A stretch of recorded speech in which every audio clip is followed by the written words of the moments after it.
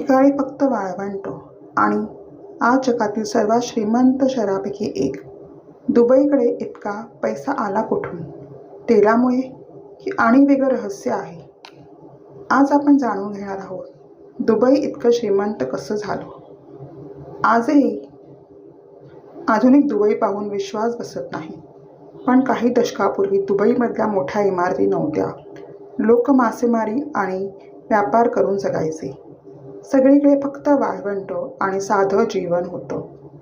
1960च्या दशकात दुबईत तेल सापडलं आणि इथूनच दुबईच्या नशिबाला बदलायला सुरुवात झाली. तेल विकून दुबईत प्रचंड पैसा मिळाला.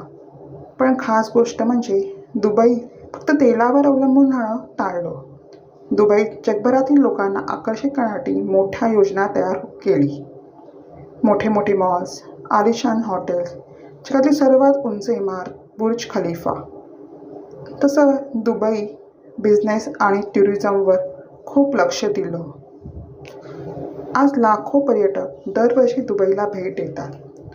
दुबईमध्ये सर्व ठिकाणी इन्कम टॅक्स नाही, म्हणून जगातली श्रीमंत लोक, मोठ्या कंपन्या इकडे येतात.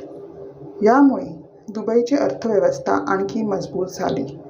तर मित्रांनो, वाळवंटातून जगातील सर्वात श्रीमंत शहरामध्ये पोचण्याचा दुबईचा प्रवास खरंच आश्चर्यचकित आहे.